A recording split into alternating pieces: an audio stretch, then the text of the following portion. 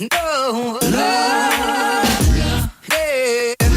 no, no,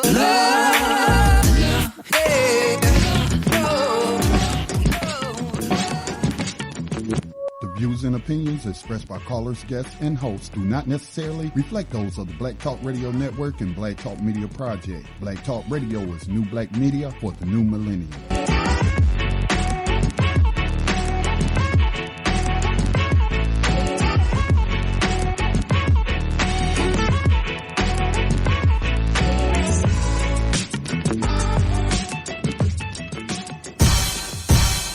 Rise up, rise up, rise up, rise up, rise up, rise up, rise up, rise up, rise up. Just lift your eyes up, let your wise rise up. See the signs of the times. If it's time, rise up, rise up. When death and hell dwell among all God's people, when those we chose and trusted have become completely corrupted and inherently evil, when the feast that feeds you starves our father's children, when snuff, porn, and pedo forms begin to get top billing, rise up. When famine claims millions, when justice gives blind eyes to billions, when the Lord's anger is no longer feared, if his protection is gone and your enemies are near, if you've seen the seas spill over and the mountains shake, break, and fall, if the moon ever turns blood red and you can't see the sun at all, rise up. No matter. Good evening. You are tuned in to New Abolitionist Radio right here on Black Talk Radio Network. My name is Scotty Reed. It will just be me and Brother Yohanan tonight. Still waiting on Brother Yohanan to join us. Often he's just getting off work and he'll join us when he can, but Max will not be with us tonight as he continues to deal with some private family issues. It is March the 8th, 2017 on this Wednesday night. So glad that you took the time out to tune in to this program where we bring you news and information related to 21st century slavery and human trafficking. Tonight, or today I should say, is International Women's Day. You may have seen different posts and things trending on social media in relation to International Women's Day. And like we told you last week, women are the fastest growing segment of today's prison population. Unfortunately, the mass enslavement of women does not seem to be of major concern to those leading women-focused groups. They are more concerned, it seems to me, with opposing the Trump administration on a superficial level, despite more and more of their sisters and mothers becoming a chattel property of the federal, state, and private prisons. Some information from the Sentencing Project. Over the past quarter century, there has been a profound change in the involvement of women with the criminal justice system. This is the result of more expansive law enforcement efforts, stiffer drug sentencing laws, and post-conviction barriers to reentry that uniquely affect women. Women now comprise a larger portion of the prison population than ever before. The female prison population stands nearly 8 times higher than its population count. In 1980, more than 60% of women in state prisons have a child under the age of 18. So, like I mentioned, Max is off tonight. It'll just be myself and Yohanan. We will have open lines and, of course, share recent news and current events related to 21st century slavery and human trafficking. If you have any information to share, please call us and share with our audience by dialing 866-510-9025. That's 866-510-9025. You can also call us at 704-802-5056. That's 704-802-5056. Hit star to unmute yourself. Please watch your background noise. Soon as we see you, we will call on you to share. Please don't forget. I'm going to remind you every time I come on air. Don't forget the Millions for Prisoners Human Rights March on Washington, D.C. is going down August the 19th, 2017, and you can help organize your community and organization to be a part of this historic event to tell the world that slavery was never abolished in the USA. So once again, welcome to this broadcast of New Abolitionist Radio. Give me just a moment. And let me check the board. Okay. So, as we wait on Johanna to join us, I also was looking at some graphs, and I actually shared a graph that came from the Sentencing Project. It says rise in women's incarceration, 1985 to 2014. Now, here is one of the troubling things. Well, it's all troubling. But here's one of the most troubling aspects or observations that I made today. Now, we know that women, and particularly black women, but we're talking all women, supported Barack Obama's rise to the CEO of USA Inc. more than any other group. Yes, they did. And again, particularly black women supported him and supported his administration.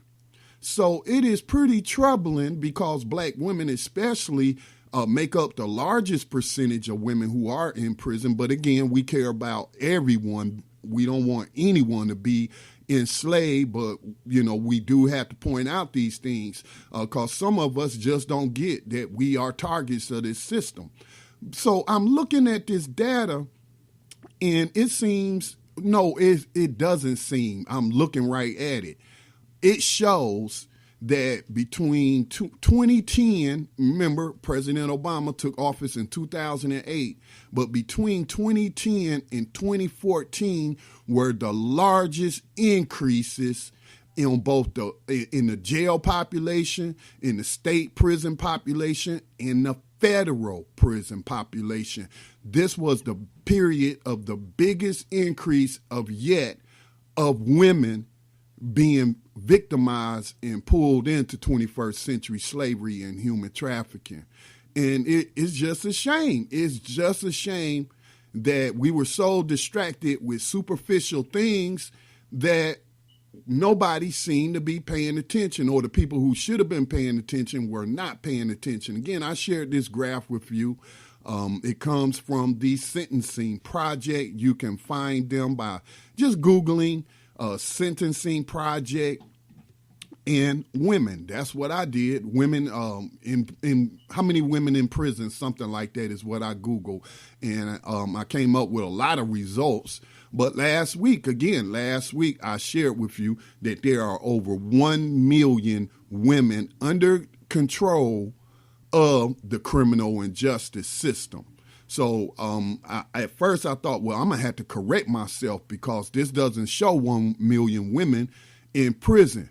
But the ACLU statistics, what they're counting, in addition to those who are in jail or prison, they're counting those who are on probation, who are under the control of some component of modern day slavery. So that's pretty troubling. And I did not see anybody, and I'm not saying anyone did not, other than myself, but I did not see too many people as I was posting stuff to social media and gathering news and information. I really didn't see anybody tweeting tweeting about International Women's Day and talking about how women are once again primary victims of 21st century slavery and human trafficking, or if they want to call it mass incarceration, whatever they want to call it. I did not see a focus on that whatsoever. Again, I'm seeing superficial opposition to Donald Trump under the direction of the Democratic Party. And the Democratic Party is a party that takes money from these slavers. So it's just something for women to think about. And I want women we really need you to turn out. We really need you to turn out on August the 19th.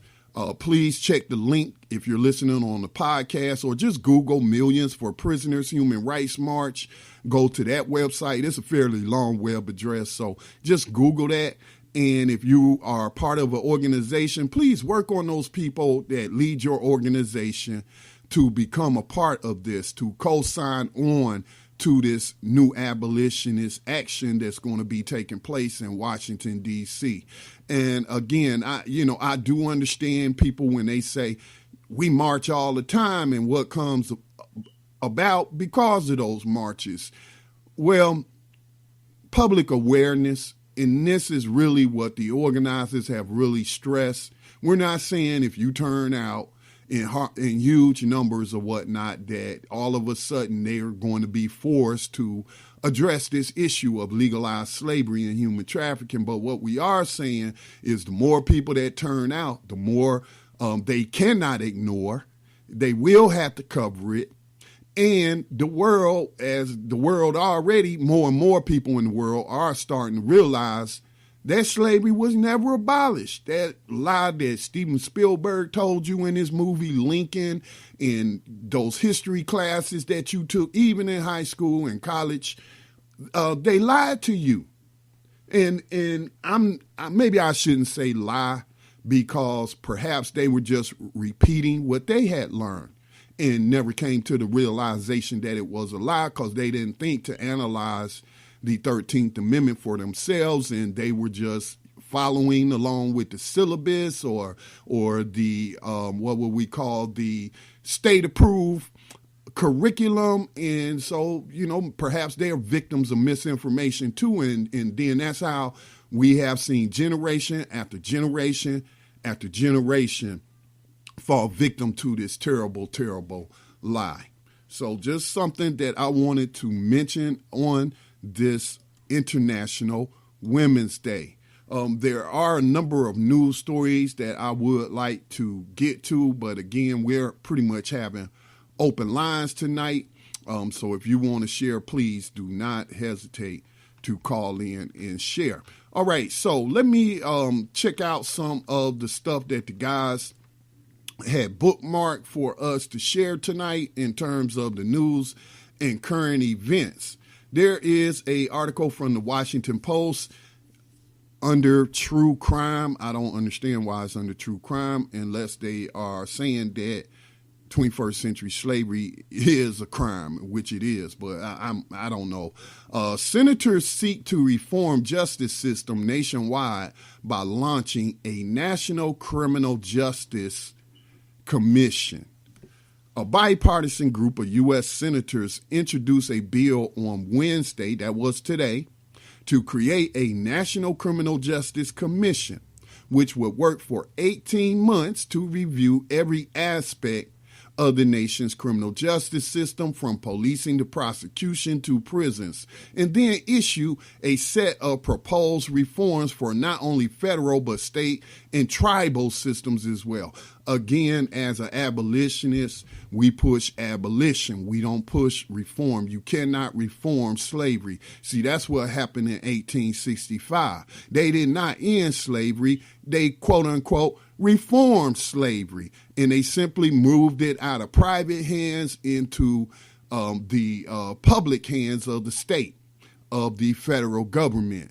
Okay, and then later they then again gave private individuals an opportunity to get in on the slavery through things like the convict leasing program, which started in the 1800s after 1865, about 10 years after 1865. So that have been like 1875, perhaps earlier. But they started passing black codes, things like vagrancy, laws against vagrancy, pretty much laws against criminalizing homeless. We even see those laws being reintroduced on the books today. But just loitering and things. I mean, it was even illegal for you to be unemployed. They criminalized the unemployed.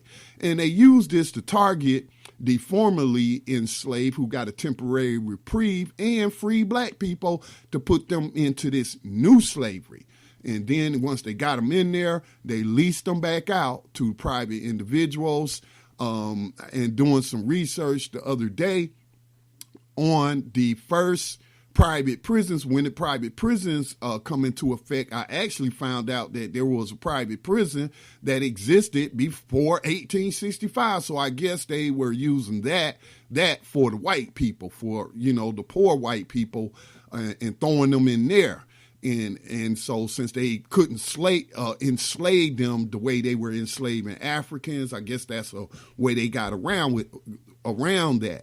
Now, I then later found that the modern private system that we often hear Ronald Reagan's name mentioned. But I actually found some research that said that this modern system actually started under Jimmy Carter, a Democrat, who signed some legislation which made it easier to privatize prisons. So that's why it's important that we don't play these partisan games that they try to put us into these boxes. You're either a Republican or you're a Democrat. I don't subscribe to such labels. I'm a human being, and that's all that needs to be said on that. But they try to play these partisan political games. I was listening to a radio program earlier today. They were talking about the legalized highway robbery that the police do through the asset seizures and forfeitures. And I was listening to this black lawyer talk about it today, and he was giving people the impression that this just started under Donald Trump. That this just started, when actually it started in the 1970s and then was ramped up in 2001. This was actually a part of the Patriot Act legislation, and it was supposed to be meant to target quote-unquote terrorists and seize their assets. But unless they're saying that the people are the terrorists, that you and me are terrorists, they've been using it on us, all right? So it is very important that when we relay this information, that we do not relay it in partisan terms and make it seem like the Democratic slavers are more kinder and gentler, and they didn't have no role in this modern system. And when it comes to slavery, racists, white people work together. They really do. Rich people, wealthy people, they work together to exploit those who are not in their status or in their class. So it's just very important that we do not engage in these conversations in a partisan fashion, because then we are engaging in deception. All right, so this legislation, and speaking of this deception, and I'll tell you what I mean in just a minute, the legislation aims to accomplish what a similar commission on law enforcement and administration of justice did when it was created by President Lyndon B. Johnson in 1965. That group produced more than 200 recommendations, and again, recommendations do not have the force of law behind them. They're just saying, we think you ought to do this. Doesn't mean they gotta do it. Just like when President Obama set up his policing commission, they came up with recommendations, but the police ain't gotta adhere to your recommendations. And if you ain't threatening to take away their federal funding, then why should they follow these recommendations? So anyway, Lyndon Johnson produced a same group. We're seeing history kind of repeat itself. And they produced 200 recommendations, which had a lasting impact on the justice system, such as calling for the creation of the 9/11 emergency call system. Now, what does that got to do with I don't know. I guess so that you can report a runaway slave quicker or something. I don't know. Improving training for law enforcement. Wow. Okay, again, 1965, COINTELPRO was in full effect. This was the FBI working with your state police and your local police, municipalities and what have you, to target, to demonize, to murder, to assassinate, to frame and imprison people involved with the civil rights movement and the Black Power movement. So again, this is why you have to be very critical whenever you read anything from the mainstream media. Well, really, I shouldn't just say that about the mainstream media. Anything that you read, you should look at with a critical eye. Anything we put out on our network, anything that you see me as an individual put out, you don't just take my word for it. I'm going to do my best to provide you with sources, but you should do your own independent research to verify what I'm saying so that you can then go to others with all the confidence in the world that you are giving them correct information. So here we got Washington Post engaged in deception. This was the period. I mean, how did that improve the justice system when COINTELPRO was in full effect and they were assassinating and murdering people?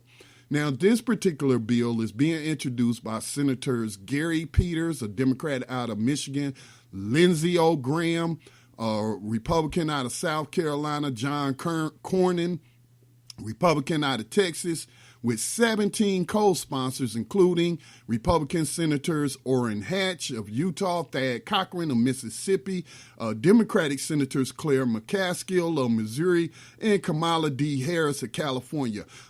She is the latest black woman. I think she identifies as black. I know she got a black parent, but we reported on her. She's the newest Democratic senator, but we reported on this program when she was the Attorney General of California that her office in a Supreme Court case where the Supreme Court told them they had to reduce overcrowding on their prison plantations. And her office argued that, well, if we do that, if we let all these people go, all these elderly people, if we let all these people in here for nonviolent drug crimes, if we let them go, we're going to deplete a very valuable labor pool that we have. We've been working these slaves out there fighting fires and paying them $1 a day. Where can we find good help like that? You know, this is why I do not engage in partisan banter with anyone. As soon as you start talking that Democrat, Republican stuff, I'm going to look at you like you confused. You very confused about this political system if you think that there is a major difference on the issues between the two. On certain issues like what they call LGBT issues, yeah, Democrats more stronger on that. But when it comes to the mistreatment of non-white people, when it comes to 21st century slavery and human trafficking, these people work together. Now, it says the proposal also has the backing of numerous law enforcement and civil rights groups, such as the FOP, that's the Fraternal Order of Police, the International Association of Chiefs of Police, the National Urban League, the NAACP, and the Leadership Conference on Civil and Human Rights. Just a quick note. We who are part of the new abolitionist movement have been reaching out to organizations like the Urban League, like the NAACP, like the Leadership Conference on Civil and Human Rights to be supporting organizations on this upcoming march for millions for prisoners' human rights. Some of the individual chapters in terms of the NAACP do support the march, are organizing, do want to be a part of it, but we're talking about the national leadership. They should be leading the way on this. So we're going to keep chipping away. We're going to keep pressuring them to become part of this march. But they are backing this bill as reported by the Washington Post. Now, someone made a comment about this, and I do think that they made a good observation. And they were saying that we had to be careful. This is them trying to minimize abolition. You know, there's a big difference between abolishing slavery and reforming slavery. And so we must be clear on those distinctions. And so they have heard us for years, all right? They have heard us for years pushing and growing the new abolitionist movement. They know more and more people are now calling it slavery. More and more people know about the slavery and involuntary servitude exception clause in the 13th Amendment. So this is their way of trying to minimize the damage to the system by coming up with reforms. Now, Again, this is a proposed law to create a commission that is supposed to study the issue and then come out with these recommendations. Again, recommendations do not have the force of law behind them. I think it's nothing more than a stalling tactic. I mean, either you're for slavery or you're against slavery. There's nothing to study here. There's nothing to figure out. All of that studying has been done already. Okay, you know what the problem is. There's no reason that there should be a commission given an 18-month. That's over a year. That's a year and 6 months. 18 months to study this problem and come up with recommendations. Well, I can give you a recommendation right now that you can start off with. This isn't all you need to do, but the first thing you can do is sponsor a commission, a constitutional convention to remove the slavery exception clause from the 13th Amendment. If that is not part of any kind of recommendations that somebody's putting out there, then they are missing the whole point. They're missing the whole point. Again, they are engaged in reformism and not abolitionism. All right, so just wanted to share that story with you. Let me check the board, see if Johanna's with us. No, Johanna's not with us, so it looks like it'll pretty much be me. But y'all know I can talk, so ain't no worries there. Let me pull up some of the stuff that Max had earmarked for us. See if I can find that right quick, but he has sent me a link that had all these different stories. I've just been really, really busy, and Max usually gathers the stories. Let me see. Here we go. Is this it right here? Y'all pardon me. Said that he tagged me in something, but for some reason, let me see if I bookmarked it. I probably did. Yes, I did. Okay, here we go. Let's see. The first thing that I want to share is, if I can get to the top of the page, because there's a lot here. Let's see. Next story, here's another element of the profit motive in 21st century slavery and human trafficking. There's always, slavery is all about producing profit, or what would be the point? I know there's probably some sadistic individuals out there that, it's about just being able to exploit a human being and use them for whatever sick things that they're engaged in. But the whole point of slavery, as practiced by institutions, as practiced by USA Inc., as practiced by corporations, is profit. And we have to make slavery unprofitable for these people. Anyway, there is an article that was shared. Okay, this is a very old article where it was talking about the state crime labs are paid per conviction. All right, let me see. Clarence Thomas, speaking of the civil assets forfeiture program, again, this was talked about earlier today on Tanya Free and Friends. The last part of the program, they were talking about this, and I gave, my little commentary earlier, but even Clarence Thomas is now condemning this civil assets forfeiture, points to the egregious and well-chronicled abuses. Even a broken clock, again, can be right twice. But it doesn't matter that this is coming from Clarence Thomas. It doesn't make it any less true or less credible, because like Malcolm X said, I'm for the truth no matter who tell it. And if Clarence Thomas want to tell the truth, then I certainly want to assist him in getting that truth out there. Today, this is coming to you from Reason.com. Reason.com. It was published 2 days ago. Justice Thomas says SCOTUS should review the constitutionality of asset forfeiture in a future case. Today, the U.S. Supreme Court declined to hear a case filed by a Texas woman who says that her due process rights were violated when police seized over $200,000 in cash from her family, despite the fact that no one has been convicted of any underlying crime associated with the money. Unfortunately, thanks to the state's sweeping civil asset forfeiture laws, the authorities were permitted to take the money of this innocent woman. The Supreme Court offered no explanation today for its refusal to hear the case of Lisa Olivia Leonard versus Texas. But one member of the court did speak up in a statement respecting the denial of Sir Tory, you know how they like to use Latin. In the case, Justice Clarence Thomas made it clear that he believes the current state of civil asset forfeiture law is fundamentally unconstitutional. This system, where police can seize property with limited judicial oversight and retain it for their own use, has led to egregious and well-chronicled abuses, Thomas declared.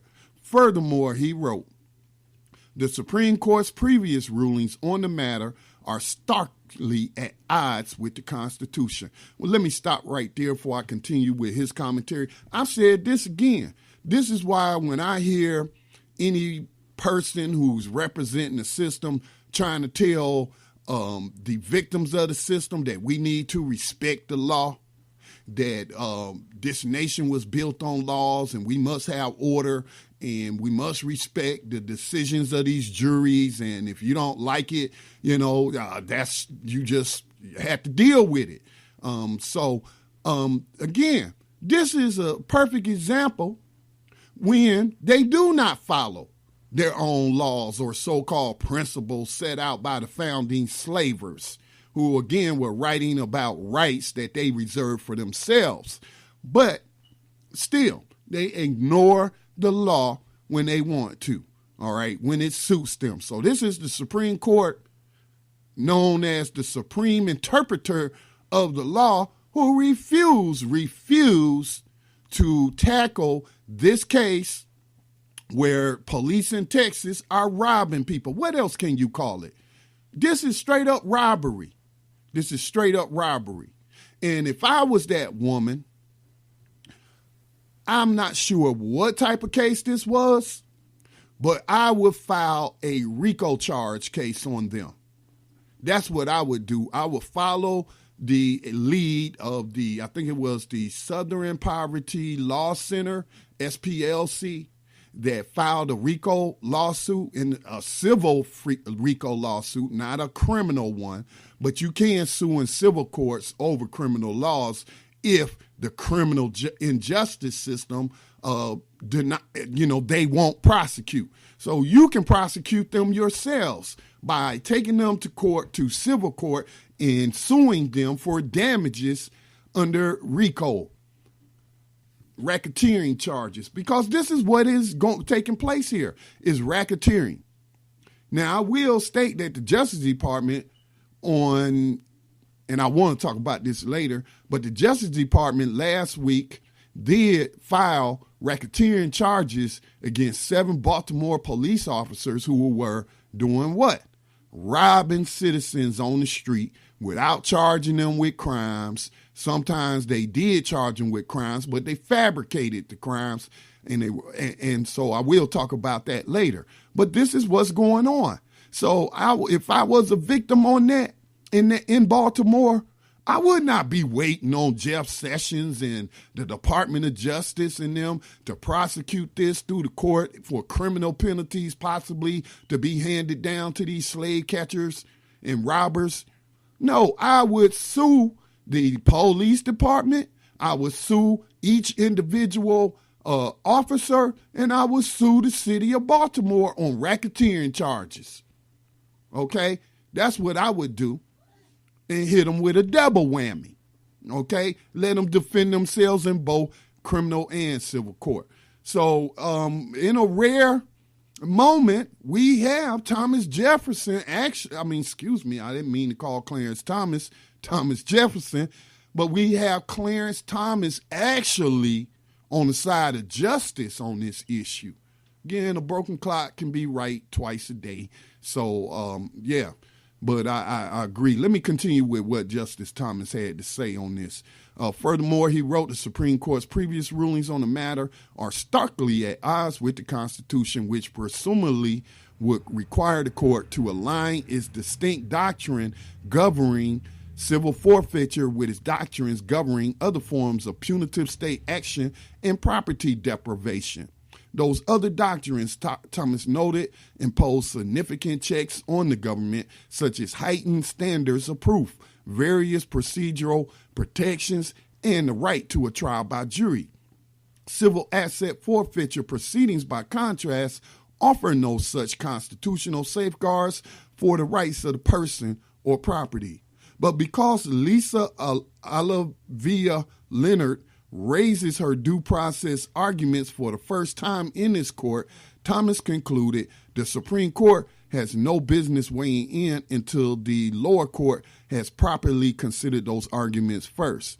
That's bad news, according to Reason.com, for Ms. Leonard, but there is a silver lining for all critics of civil asset forfeiture. When the right case does finally come along, Justice Thomas insisted today SCOTUS should tackle the unconstitutional practice head on. So, again, this is something that has been going on since the 1970s. Regardless of what the Black Democrats said today, which you might have heard on Black Talk Radio on Tanya Free's program, this did not start with Donald Trump.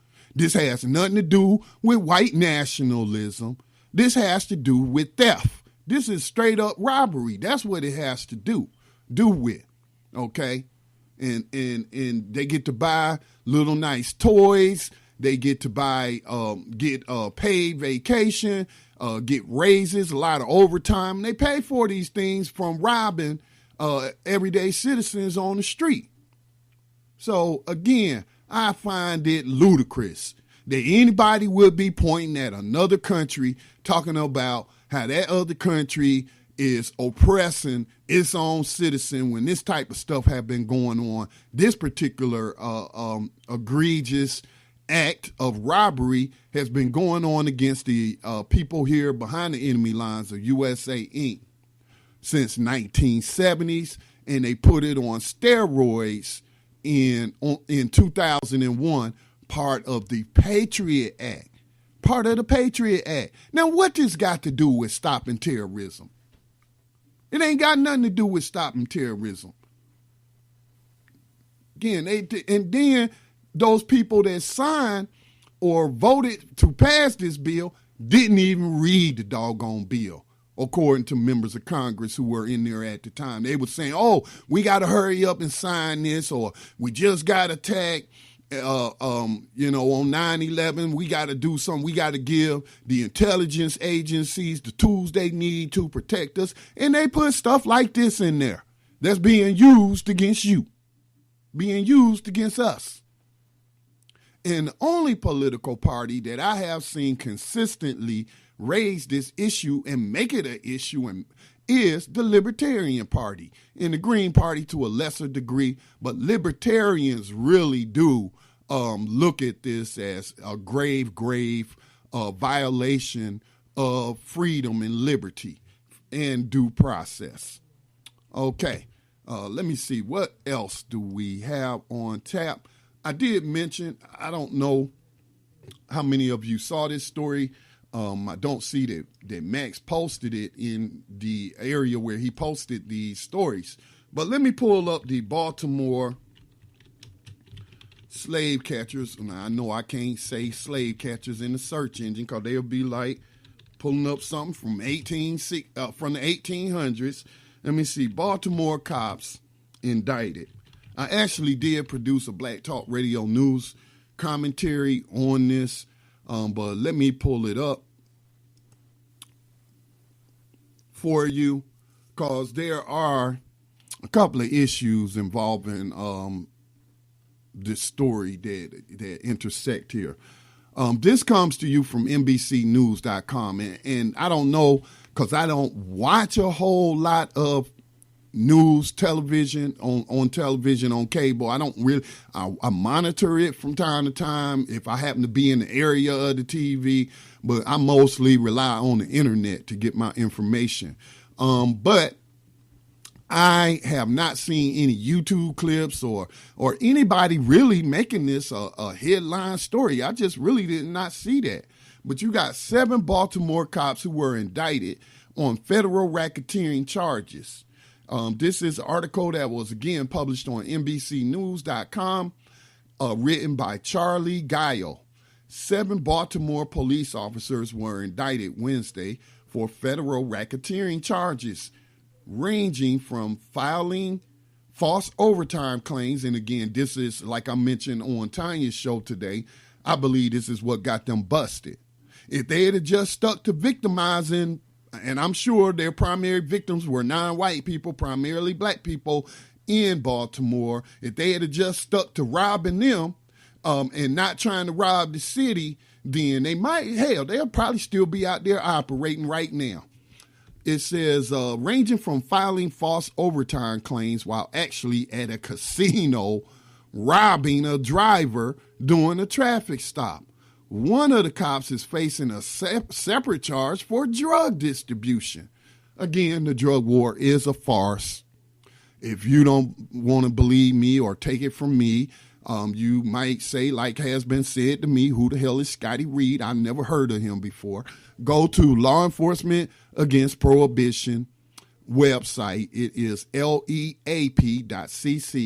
I used to interview them a lot in my early days of Black Talk Radio News. I'm going to have to start bringing them back on. But it is an organization run by Neil Franklin, a former Maryland State police officer, former Baltimore police officer.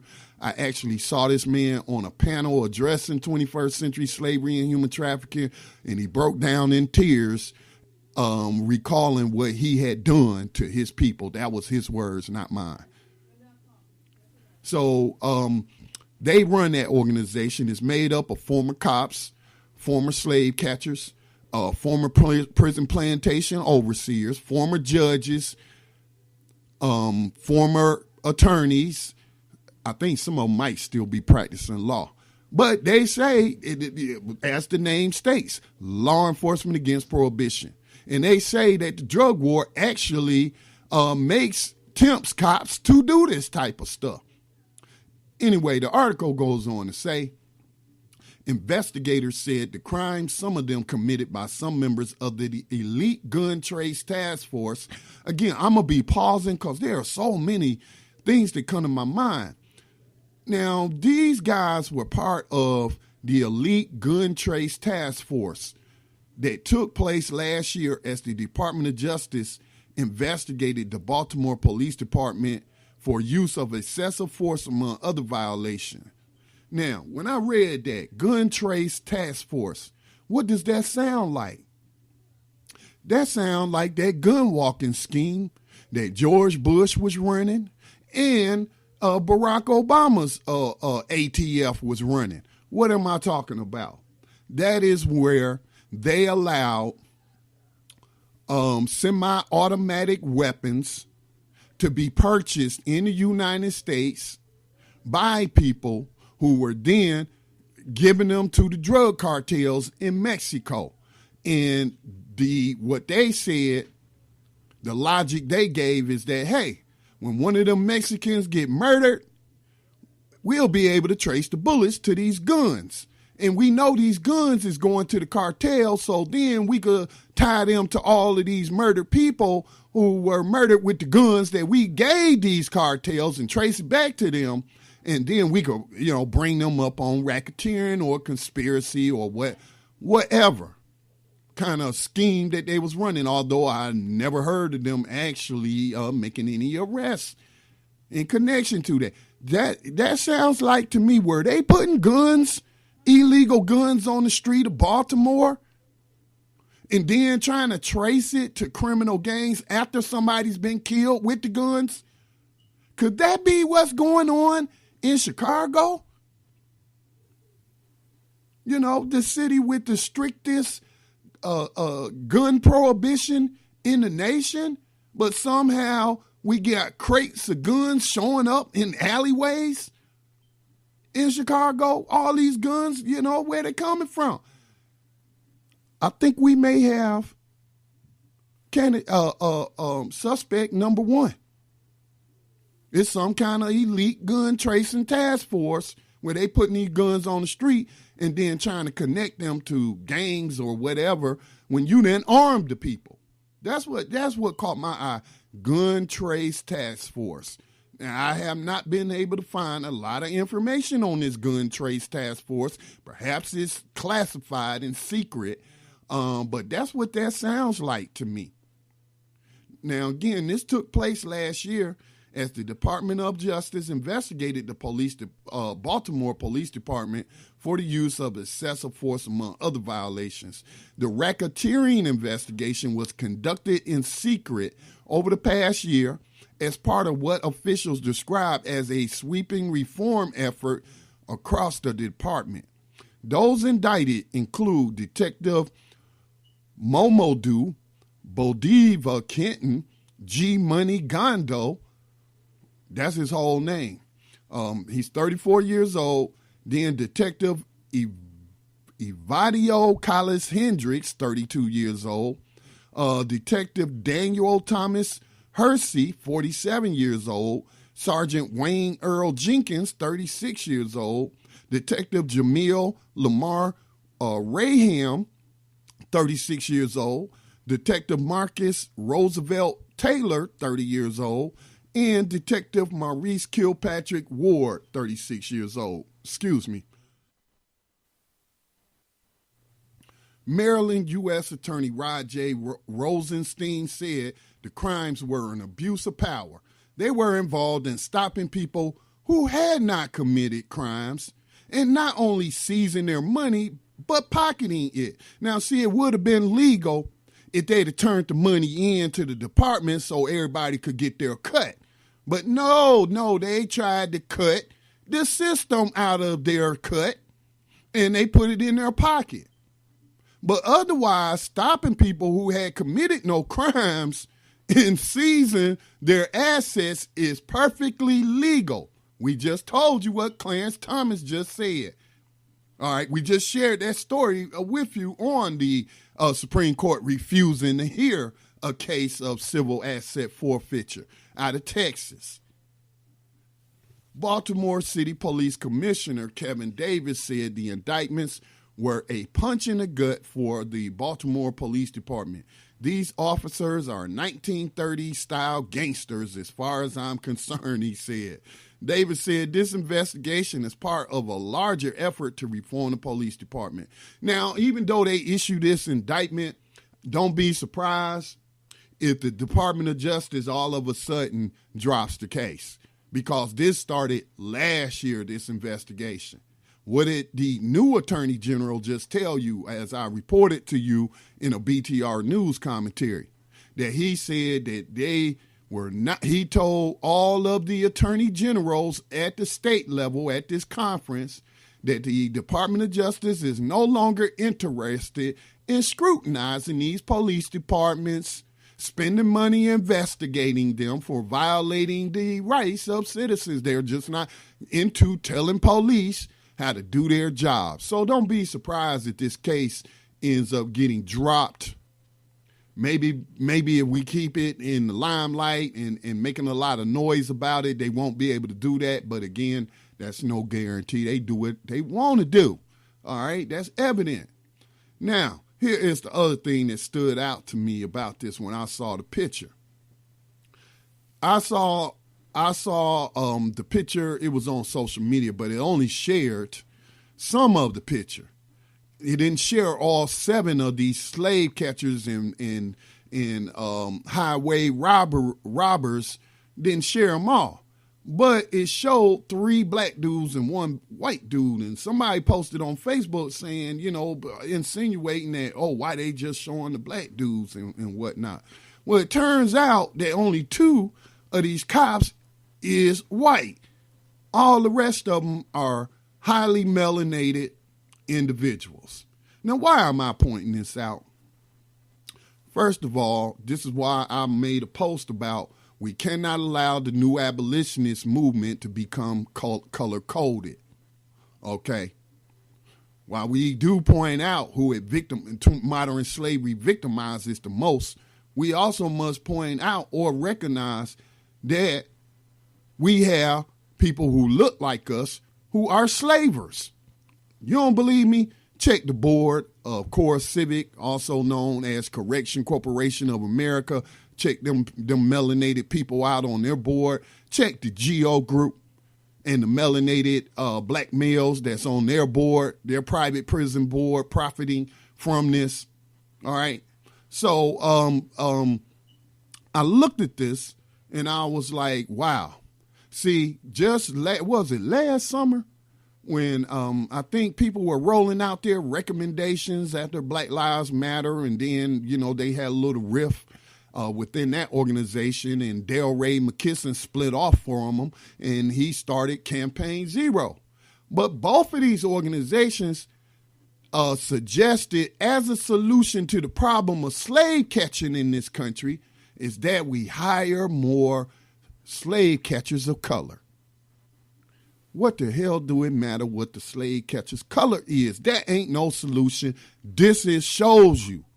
I mean, since they started hiring these people in the 1960s, they integrated the police force. These people ain't brought about no kind of change in policing. So what makes you think just because you got more melanated people on the police force that's going to lead to a police force that's going to practice justice? No, it's not. It is not. No, it is not. And this is evidence of that. So I just want people to stop focusing on skin color and putting people of color, so-called color, into these positions thinking that that's going to bring about change. There has long been collaboration and collusion in this system since they started integrating it. All right. Unfortunately, we have not changed it from the inside. We have become a part of the very thing that we may have been complaining about before we joined them. And I guess some people have that mentality of, if you can't beat them, join them. So, we have to come up with logical solutions. We should be looking to screen people for empathy. We need to be screening people to make sure that they are the type of people who will put justice above everything.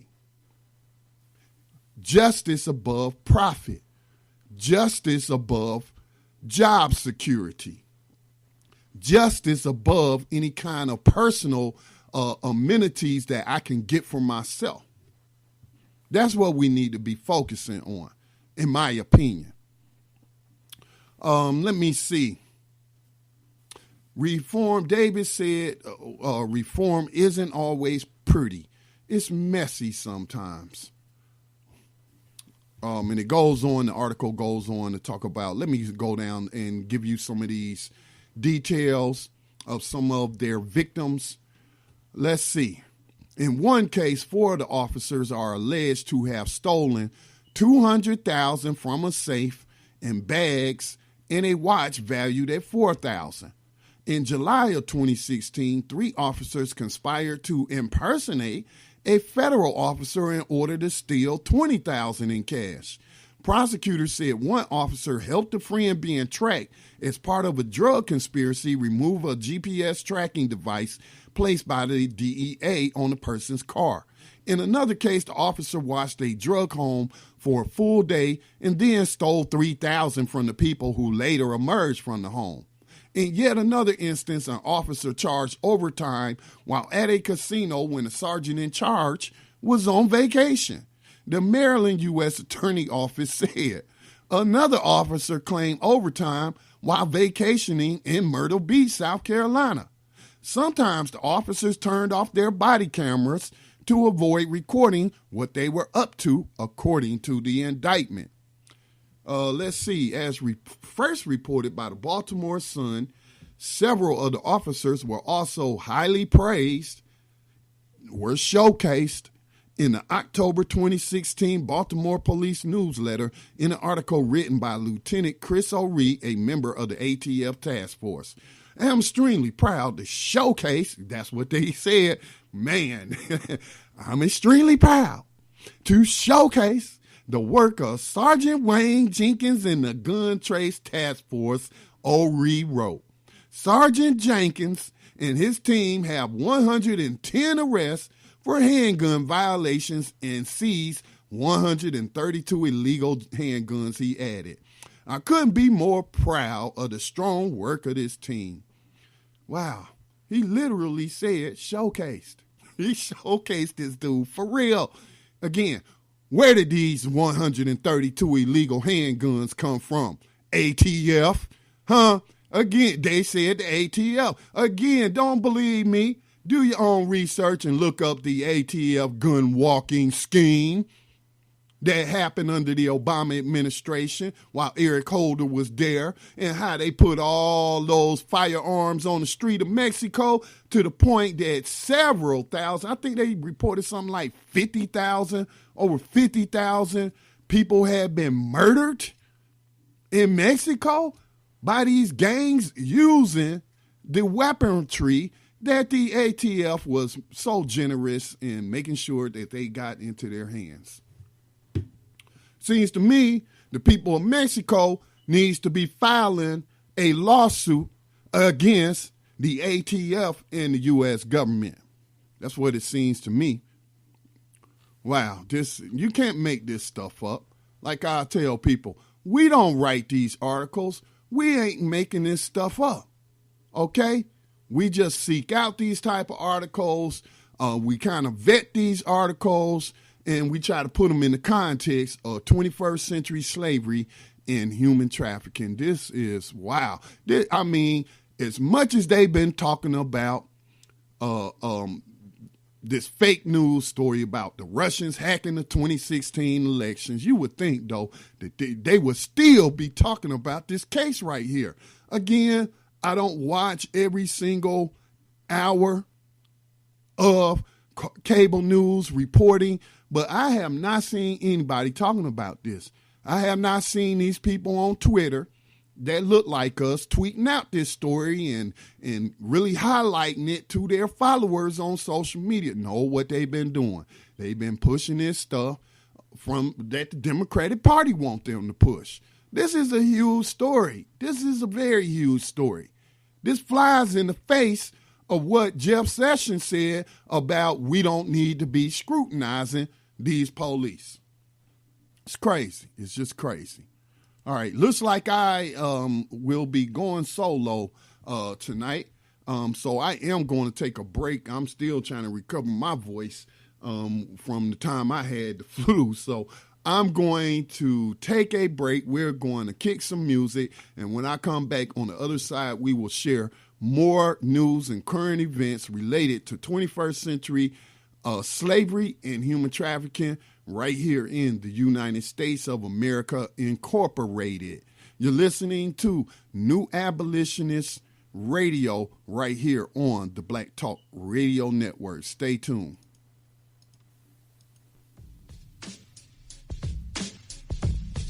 The Black Talk Radio Network is made possible in part with help from the Black Talk Media Project, a North Carolina-based nonprofit engaged in the production and distribution of independent digital black media. Find out more by going to blacktalkradionetwork.com or blacktalkmediaproject.org and look for the menu tab, Crowdfunding Black Media.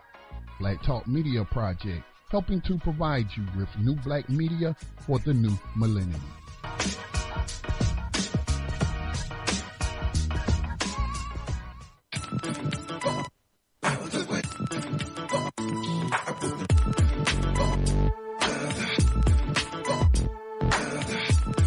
You are tuned in to Black Talk Radio, new black media for the new millennium. Free Freestyle, free like birds and trees, free like open seas, free like the change of seasons. And that is the reason we need to stop killing American soldiers without a reason. Freestyle, fighting a war for money control and America's own treason. Disloyal to our own, but we go to other nations and we make their houses our homes. What about our homes? What about our houses? In this war that ain't about you, ain't about me, and damn sure ain't about America's civil liberties. Cause we got Americans dying behind gunfights, crooked cops, babies crying, presidents lying, black men a statistic, AIDS, and this shit is quite twisted. The streets sweet, babies missing, and mamas wishing they daddies was there, and it makes me wanna holler cause it seems like we no longer care.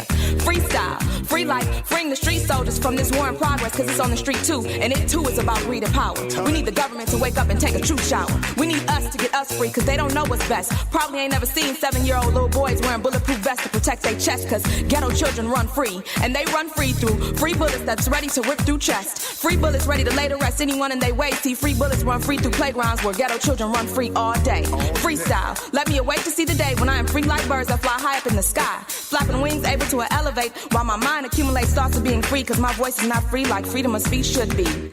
Freestyle, freestyle. Like a spoiled child with well-to-do parents, like not only being royal, but standing and planning as the heir apparent. That's how it should be. Freestyle, without FCC sons of pals calling out files, or free like anarchy in the streets and the rippling roars of the crowds. Like taxi drivers do rules written in stone. Freestyle the way the FBI can tap all our phones. Free to be me and do whatever I want to do, and freestyle so they can be them and you can be you too. I want mine totally, completely, absolutely, unconditionally free. No rules or regulations of what could, should, or might happen or what they be. No values claimed, no limits to the game, no special names you need to know to get in. No chains, leashes, leases, or theses on how far I can take my journey or what criteria this poet needs to fill and fit in. Free to see glass ceilings shattered and the shards sent to the discard pile. For freestyle. That's how it should be. That's how it should be.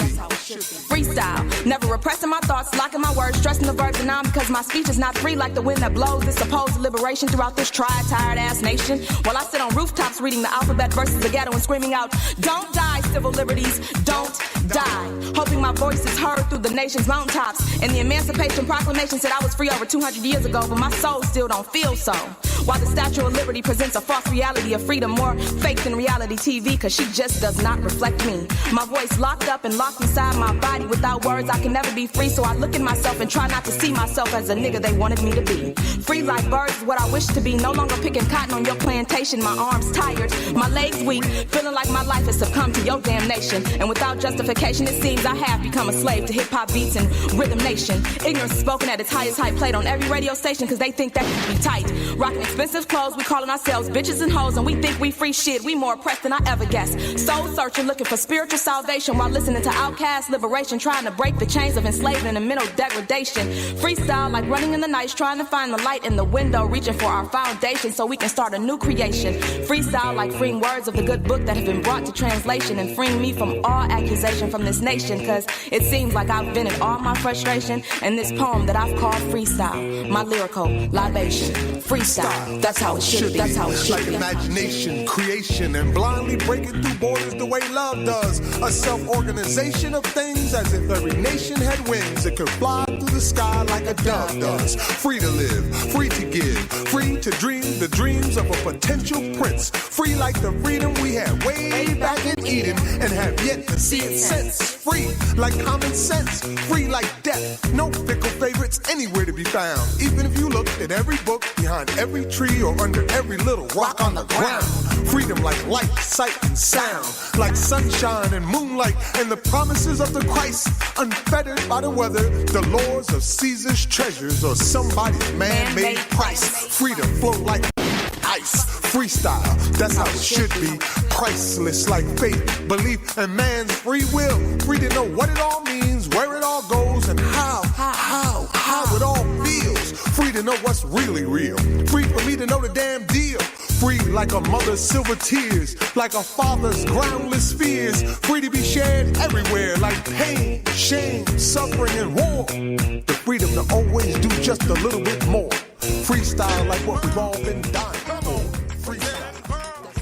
Come on, get involved. Come on, take a stand. Cleo Jones. It's another one shot dead in the streets. How many we gotta lose before we move our feet, we keep repeating the same cycle. Time after time, 40 years that went by, we seeing the same headlines, sending me lines drawn from coast to coast. International, they screaming revolution, revolt. But we all calmed down once we wrote that vote. Now we waking to the sounds of sirens, desensitized to the violence, uniform and the masses, I can't grasp it. Babies laying in caskets, politicians mind saving their asses, that's it. Get up off your asses, time to react to the action, no time for relaxing. Ring the alarm, start broadcasting, blasting. Eradicate the system, stop the pimp from pimping. Like a barrel to the temple, it's quite detrimental. Wish it all could be so simple, but we trapped up in our mental. We don't need resolution, we need change. Time for solutions. We got to fight the power like we used to do. We don't need resolution, we need change. Time for solutions. We got to fight the power like we used to do. Fight the power like we used to do. Come on. Fight the power like we used to do. Come on. Fight the power like we used to do. Come on. Fight the power like we used to do. Now y'all get up, stand up, get into it, get involved. Make no mistake, cause I've been around. Stand up for something instead of falling for anything. Get a real reason beside money, fame, rap, or sing. Better bring more than bling. I'll be your name to those faking the game, scared to fight for the right thing. I get around seeds of what you need. Look it up, my rhyme is raised by H-Rap Brown. Keep it loud, you know damn well I'm black and proud. I ain't laughing cause I don't see no clowns. Beyond the ball field, the full court, the wild world of sport. Got you caught up in a frenzy. From Sunday, Monday, Tuesday, and Wednesday. Black sister grown fighting named Cleo Jones. It's fighting the power like we used to do. It's fighting the power like we used to do. Come on, we don't need resolution. Come on. We need change. Yeah. Time for solutions. We got to fight the power like we used to do. We don't need resolution. We need change. Time for solutions. We got to fight the power like we used to do. Come on. Fight the power like we used to do. Come on. Fight the power like we used to do. Come on. Fight the power like we used to do. Come on. Fight the power like we used to do. Come on. That's right. Cleo Jones coming at you. That's right, bringing the noise for the 08 and 09. Y'all better believe it. Strong black sister, black womanhood in effect, the alpha and omega. I'm your man Chuck D, telling you fighting the power like we used to do takes us into new freedom. We don't need resolution. Come on. We need change. Yeah. Time for solutions. That's right. We got to fight the power like we used to do. We don't need resolution. We need change. Time for solutions. We got to fight the power like we used to do. Fight the power like we used to do. Come on. Fight the power like we used to do. Come on. Fight the power like we used to do. Come on. Fight the power like we used to do.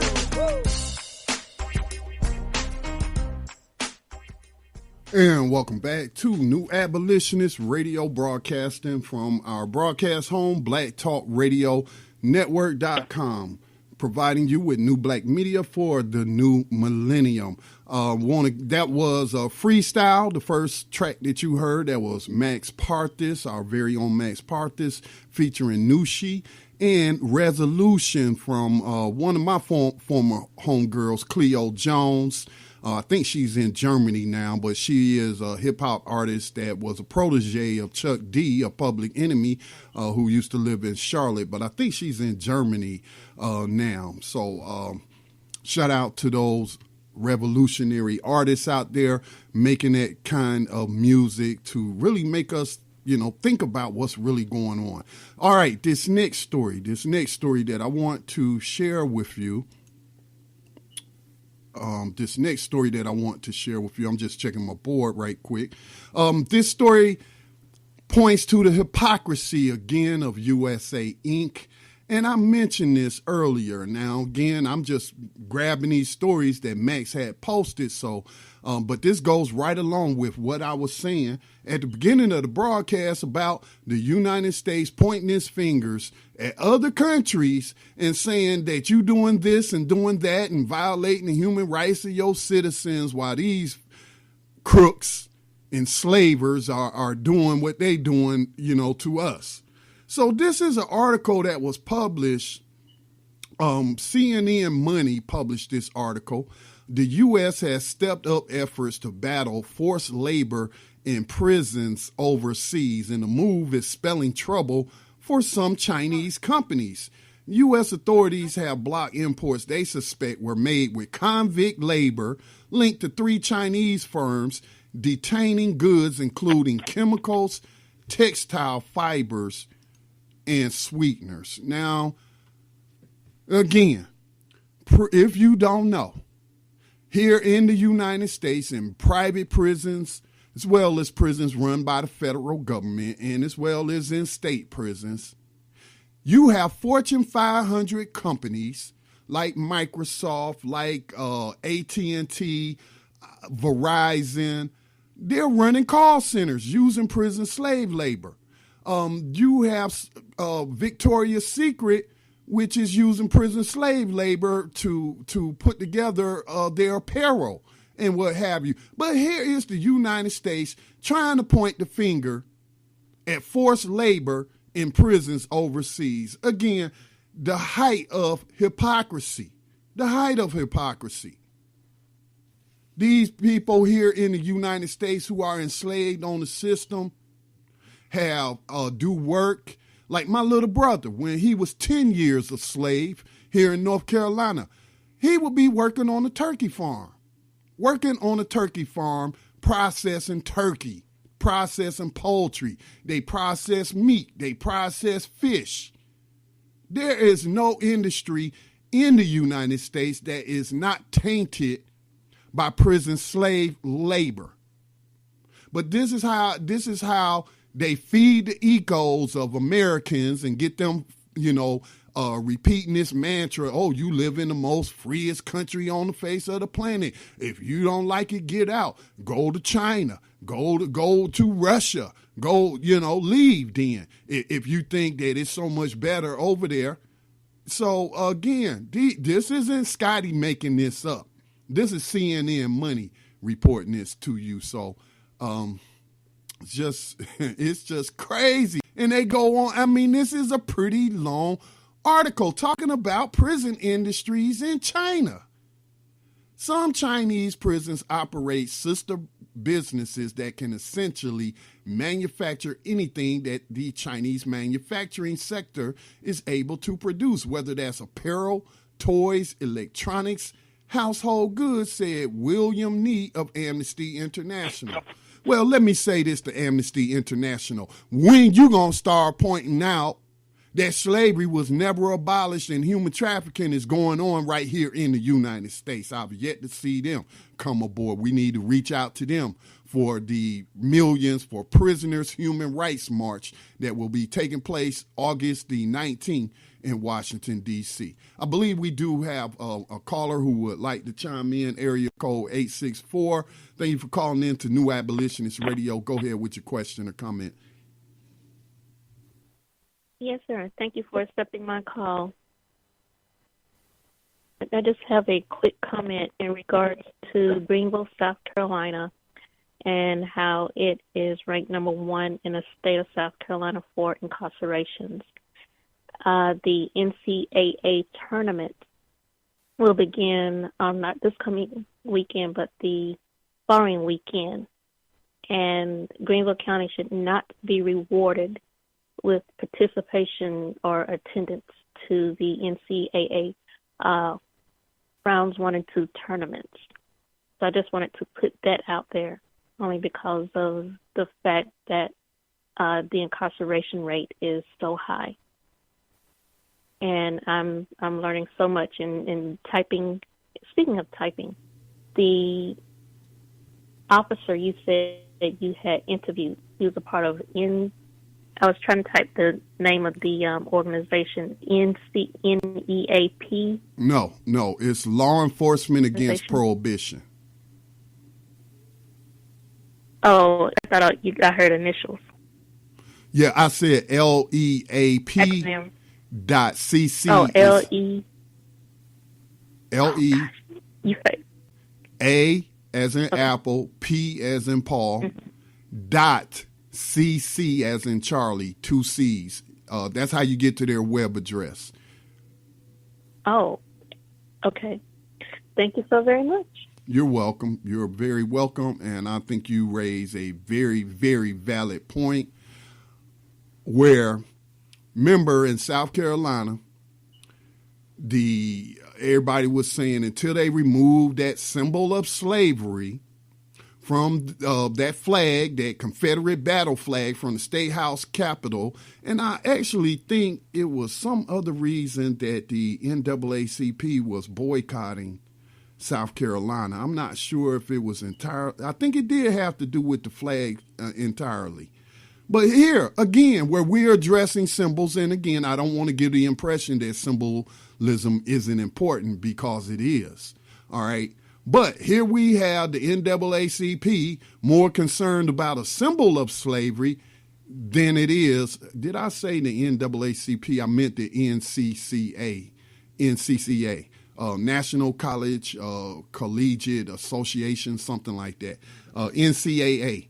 But anyway, they're more concerned, it seems, with symbols of slavery than actual slavery. So I hope that there are some efforts to reach out to them on this issue. But she raises a very, very valid point, very valid point. They should not be rewarded. But really, to be honest with you, almost every state in the union is practicing slavery, so we would have to boycott them all.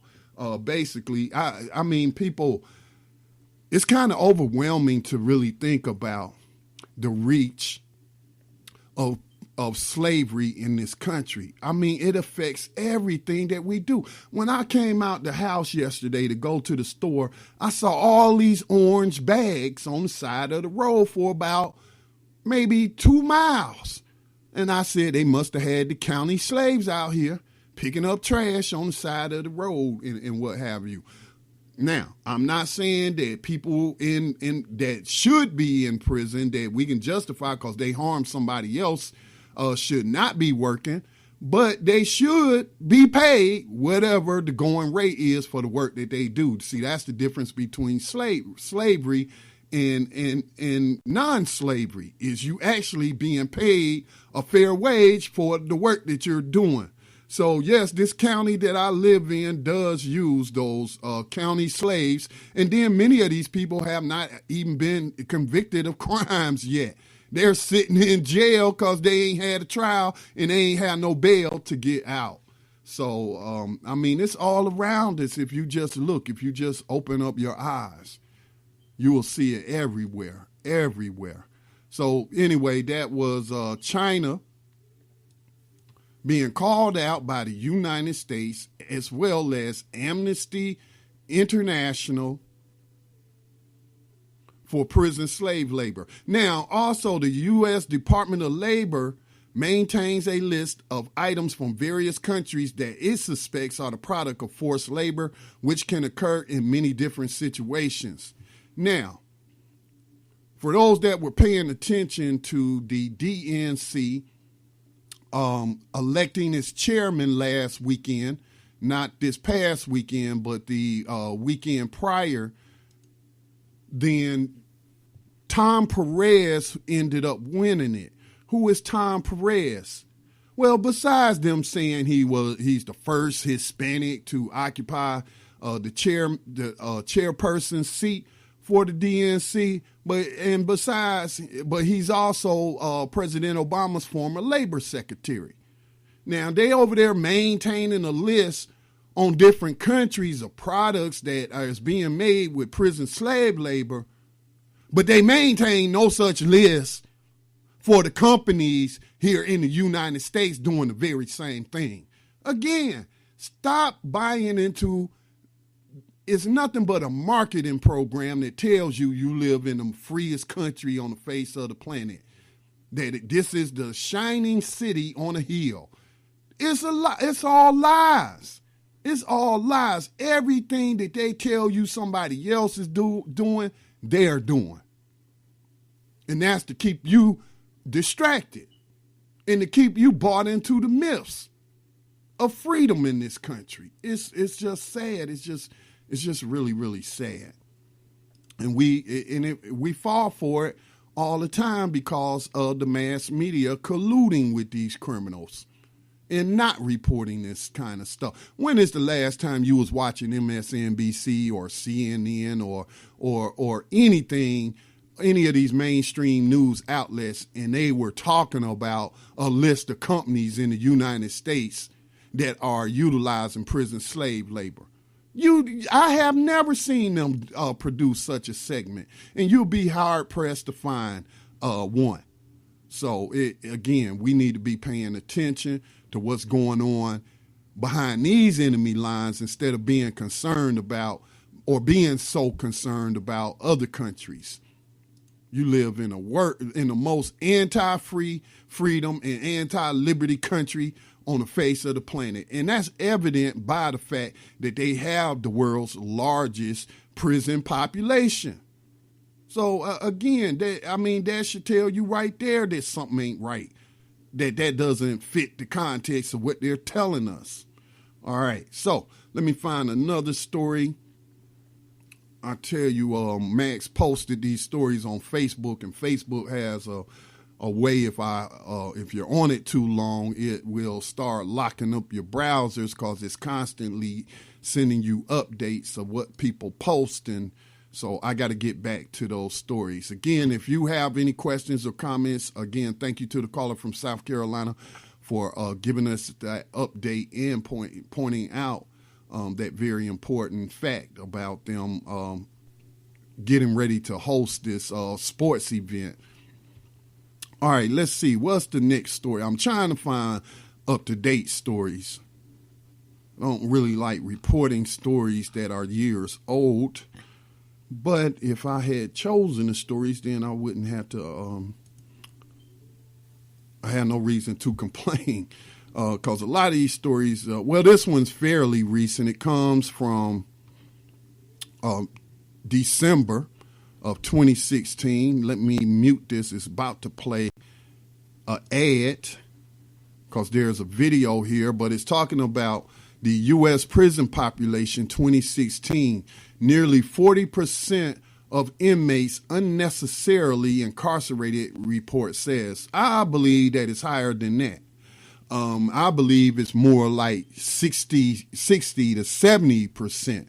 Again, if you have not committed a crime, that means that you violated somebody else's liberty, that you stole their property, that you murdered them, that you beat them up, that you did anything like that, then in my mind, you haven't committed a crime. If there's no victim, there is no crime. But no, what we want to do is force our so-called morality on other people, whether they are engaged in the sex industry, and I'm not talking about where women are being held as sex slaves and forced. I'm talking about those who choose to do it out of trying to survive in America with so many poor people and homeless people. I don't see them as being worthy of being locked up. Do I condone prostitution? It's not a matter of me condoning it or not. That's their body. That's their free will. Who am I to say they deserve to be thrown in slavery because they out here making extra money with their bodies? I mean, what kind of person does that? What kind of person says that? I think we do these sort of things and we push these morality laws so that we can feel good about ourselves while we actually doing the very things that we're criticizing other people for doing, but we're doing it, as they say, on the down low, Nearly 40% of inmates, according to this study, who wrote this study? The Brennan Center for Justice at NYU School of Law. Nearly 40% of inmates in U.S. prisons could be released as they don't pose any compelling threat to public safety, a study found. According to the report, setting the 576,000 inmates free could save $20 billion annually. The study published Friday was conducted by the Brennan Center for Justice at NYU School of Law. The U.S., which is home to less than 5% of the world's population, is responsible for the incarceration of nearly 25% of the world's inmates. Mass incarceration has huge social, racial, and economic costs. Imani Chettiar, director of the Brennan Center's Justice Program, said in a statement, as a result, there is intriguing bipartisan consensus that we need to fix our broken criminal justice system. This is the first detailed, granular look at precisely how we can achieve this by significantly and safely cutting the prison population. Let me say this about this woman. She means well. I hope she means well. But the system ain't broke. We have to get it out of our minds that the system is broke. It is not broken. It's working the way it was designed to work. Come on, study it. Go back to 1865, the passage of the 13th Amendment with the exception clause that allows for slavery as punishment for crime. Then look at what was erected after that and the laws that were passed. Then you can jump through history. You can go to the Nixon administration where he said we got to criminalize drugs so that we can target the blacks without seeming like we targeting the blacks. So we can also target those cannabis smoking hippies that's against the Vietnam War. All right, then fast forward to the Carter administration, which I just realized this or came across the information the other day of him signing that legislation that really opened the door for private prisons. The expansion of private prisons. Then Reagan came in and built on what Carter did. And then we can fast forward and it's just, standard operating procedure on forth. And then look at the Clinton administration and what happened in the 1990s with the CIA smuggling all that dope and flooding our streets and then targeting people. All right? They ain't broke. It is not broke. You cannot fix what is not broken. This is why we tell you on this program, reform is not the answer. Abolition is the answer, not reform. You can't reform slavery. You have to abolish slavery. It goes on to say that researchers analyze federal and state criminal codes in addition to convictions and sentences of roughly 1.5 million inmates who are serving sentences for 370 different crime categories to arrive at the number of inmates in prison without a meaningful public safety threat. Well, why did they come up with all of these hundreds of different crime categories? The same reason they came up with the black codes in the 1800s. In the mid and late 1800s, to target people, to put them in prison and put them into slavery and then hire them out as free or cheap labor. Again, slave wages comes from the fact that some enslaved Africans were paid a very small wage to keep them passive or what have you. But that's where that term comes from. That's not minimum wage. No, prisoners on slave plantations get paid slave wages. But this, again, they come up with all of this. Now, I'm going to quote somebody that a lot of liberals don't like, and she is a pretty disgusting woman. But again, like Malcolm X said, I'm for the truth no matter who tell it. And I'm probably pronouncing her name wrong, but Ayn Rand or Anne Rand or whatever. You hear a lot of libertarians and conservatives talk about her. And she had a quote that said, the only power the government has is to crack down on criminals. And when there are not enough criminals, the government just simply creates them. Well, how do you create criminals? By criminalizing people activity. That is what's going on, people. This system is running like the well-oiled machine it was set up to be. Let me see. They went on to say they found that 25% of inmates nationwide are nearly all nonviolent, lower level offenders and could be sentenced to community service or probation rather than prison. Well, wait a minute. Why they got to be on probation? Why we got to make them do community service if they ain't harm nobody? Okay? So again, this is why we have to be careful about these quote unquote mainstream reformists out there. These people shouldn't be in prison or on probation. They shouldn't be doing community service at all. This is why you have today 1 million women either in prison, jail, or under the control of the criminal injustice system. They on probation. Again, it's Women's International Women's Day. I want to keep pointing this out during this month, that women are increasingly the most targeted, fastest rising population of slaves in new slavery.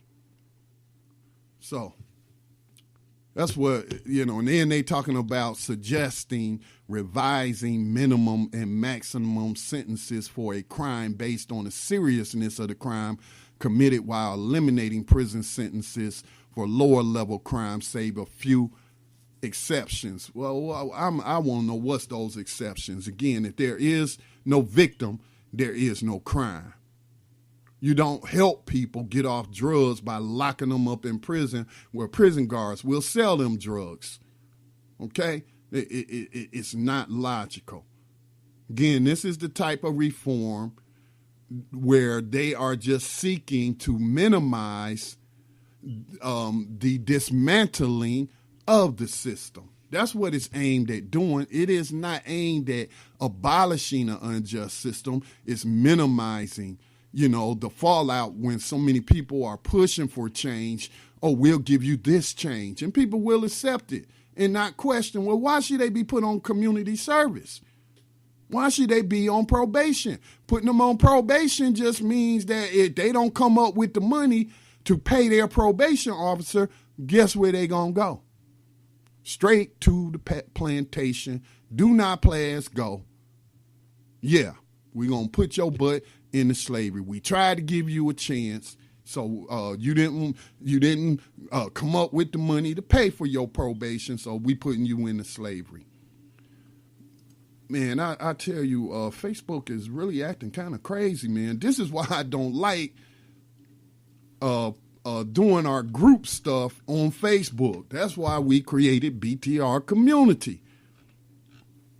Who knows what kind of stuff going on Facebook? Let's see. What do we got next? What's the next story?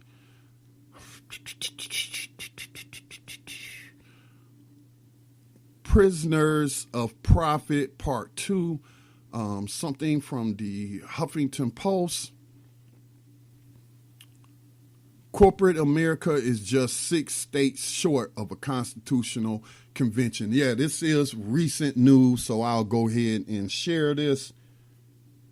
Actually, it's not. It is from almost a year ago. All right. I tell you what, let me go to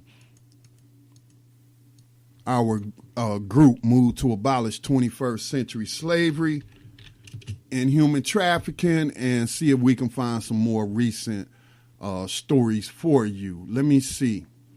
March 7th, 2017, judge accepts class action lawsuit against use of slave labor in private detention centers. This is a report from Black Agenda Report.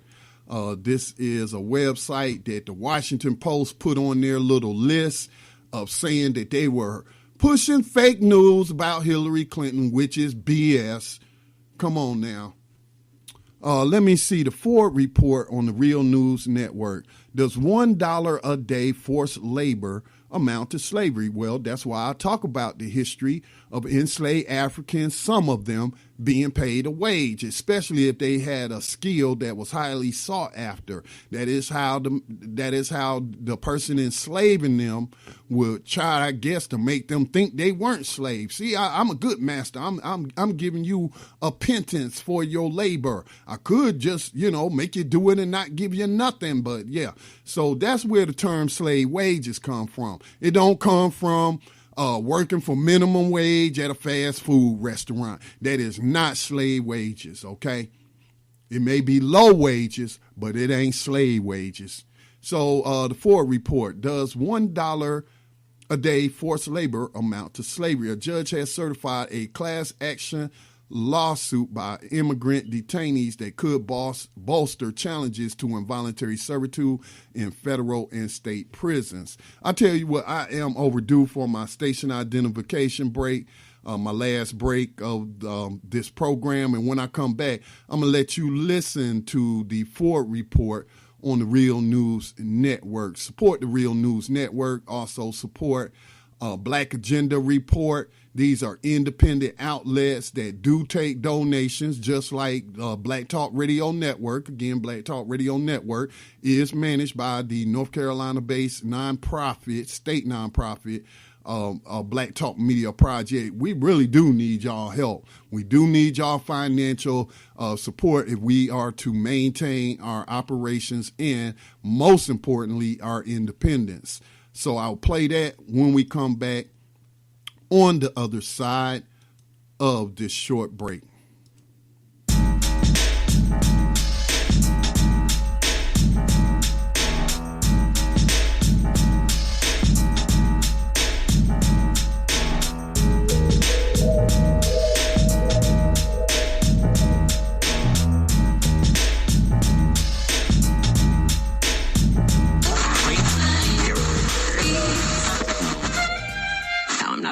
Okay.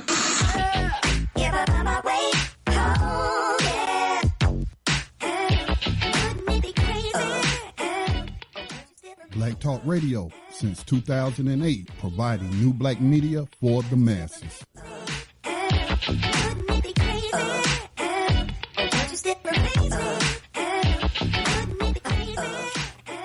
And again, welcome back to New Abolitionist Radio. It is yours truly, Scotty. I'm flying solo tonight. I do not know what happened to Johanna. I did not get a reply from him, so let's just keep him held up in prayer for those that believe in prayer, that the slave catchers didn't get him, but I have no idea what happened. Max is also off as he attends to personal family matters. Again, this is the Ford Report on the Real News Network, which is a nonprofit news organization based in Baltimore. They do really great work. You will hear Eddie Conway, a former political prisoner, former Black Panther. I shouldn't say former, they're Panthers for life. So, but he is interviewing Glenn Ford. So let's go ahead and roll that.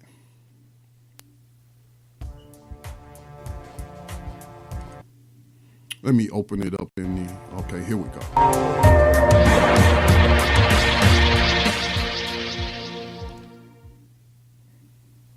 Welcome to the Real News. I'm Eddie Conway, coming to you from Baltimore. Today I want to look at a case that just went to federal court, became a class action case against private prisons about slavery. And so joining me to kind of explain what's going on there is Glenn Ford. He's the executive editor of the Black Agenda Report, and he is also the editor of The Big Lie. Glenn, thanks for joining me. Thanks for having me. Okay, what's this new suitcase that just popped up? Well, that suit has been in the legal system for almost 3 years. The big development is that, as you said, a judge gave the plaintiffs class action status. And that means that the plaintiffs will expand from just a small number of detainees to cover, the tens of thousands of people who have passed through this immigration facility in in Aurora, Colorado. That's a lot of people, and that means a lot of money is at stake. But what's really most importantly at stake is the principle. The case involves a 1,500-bed facility that was run by the GEO Group. The GEO Group is one of the two corporations that dominate the whole private prison business. About 60,000 immigrants will be affected now that it's a class action suit. They say that they were paid only $1 a day for their labor, which involved a whole range of jobs, just about everything that you can think of that makes a prison tick. And so that means that the GEO Group, this huge corporation, which is listed on the New York Stock Exchange, that corporation pocketed the money that it would have had to pay free labor to keep the prison clean and to serve meals to inmates and all those other duties that go on in a large prison. The corporation says that all these people volunteered to work for just $1 a day. But the plaintiffs say they had no other choice, and that is why they call it slavery.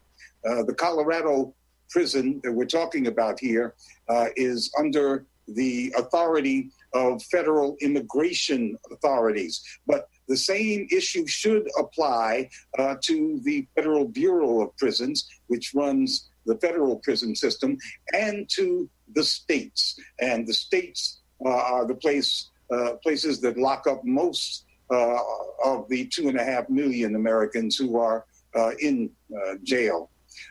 Typically, at state prisons, an inmate will earn only a fraction of $1 an hour if he or she is paid anything at all. And at these state prisons, a virtual who's who of corporate America is reaping the big profits from this, as they say, slave labor. That includes a whole lot of so-called defense industries, but also regular brand names that everybody knows, like Victoria's Secret and J.C. Penney's and Kmart.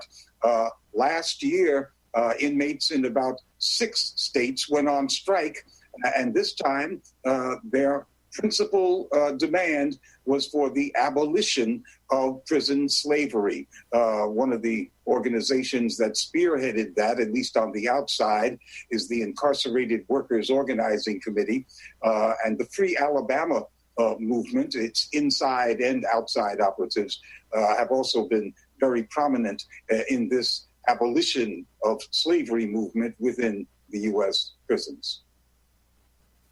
Okay, so it's clear, and to me, I seen that ICE is saying that the difference between them forcing people to work for $1 a day and the private prisons is that they don't punish people if they don't take the job. So basically, they're saying prisoners are volunteering to work for $1 a day in the federal system.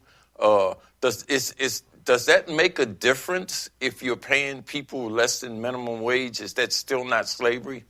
You know, it is accepted in the law that prisoners, the very condition of being a prisoner, makes it in many cases impossible for one to give real consent. And if that principle is followed, then the corporation's claim has no weight at all. Common sense tells you that when someone has life and death authority over you 24 hours per day, and their decisions will affect how long you stay in this state of not being free, you really don't have a choice. But at least they'll get to argue this, and not just as individuals, but as a class of people whose labor certainly has value that can be proven because it's what made the prisons run, and we can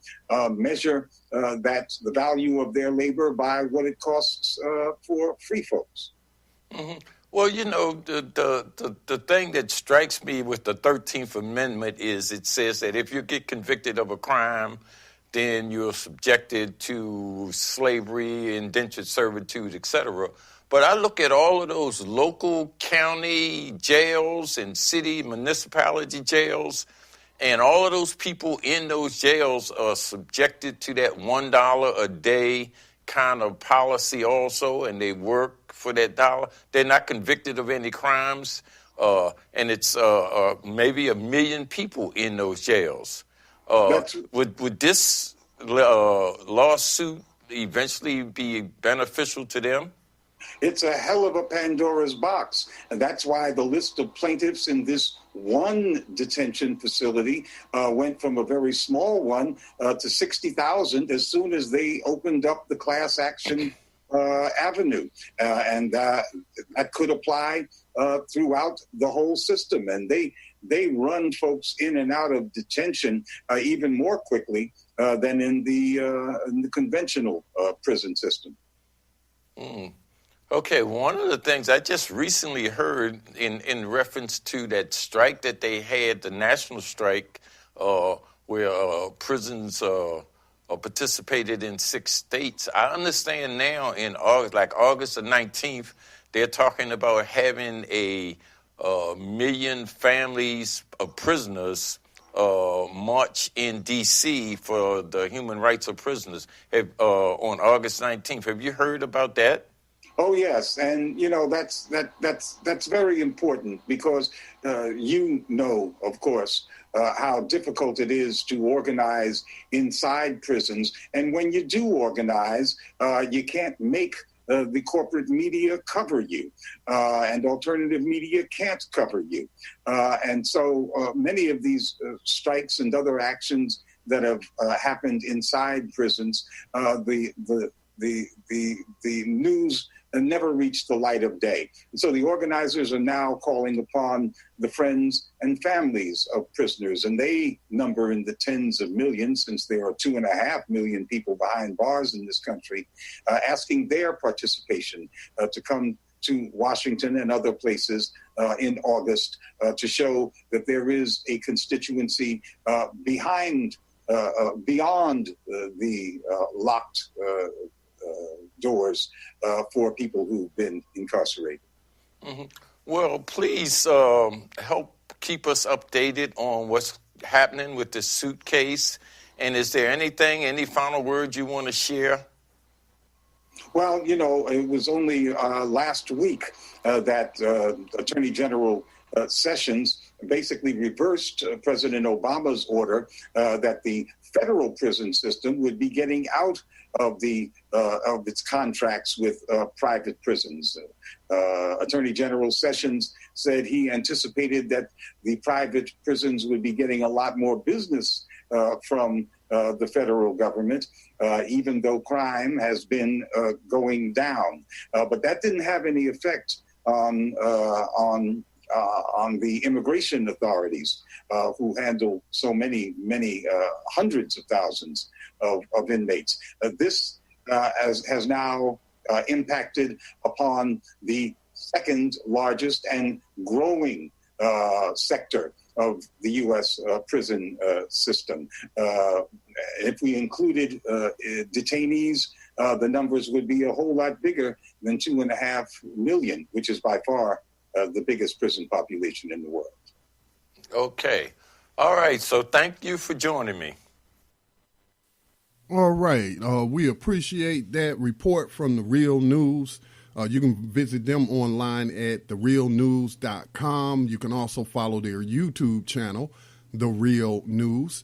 And a couple of things there, though, that I want to correct. Some of the prisoners that's part of this class action lawsuit said that if they refused to work, they were put in the hole. They were put in a solitary confinement, which, again, the international human rights community has stated that solitary confinement is tantamount to torture. It is used to torture individuals. And a number of those people who are part of this class action lawsuit challenging the slavery at this one particular GGO group said that if they didn't work, hey, they throw us in the hole. They threaten us. and what have you. So, in addition to what they did correctly state, what Glenn Forrest said is something I said about Sally Hemings. As y'all know, as I talked about last week, Sally Hemings is about her rape chambers are going to be put on display at the Plantation Museum in Virginia of Thomas Jefferson. And like I said, they keep trying to portray Sally Hemings as being in some kind of romantic relationship with this racist slaver, and she couldn't consent. How can she consent? She's a slave. She was an enslaved human being. How can she be in a romantic relationship? And so I do agree with Glenn Ford's assessment that if you are under the control of these people, you can't give consent. You don't have no rights to give to consent. You're a slave. Slaves don't have rights. They cannot consent to anything. So I just wanted to issue that correction because I did read that they were threatening them and throwing them in the hole if they did not work.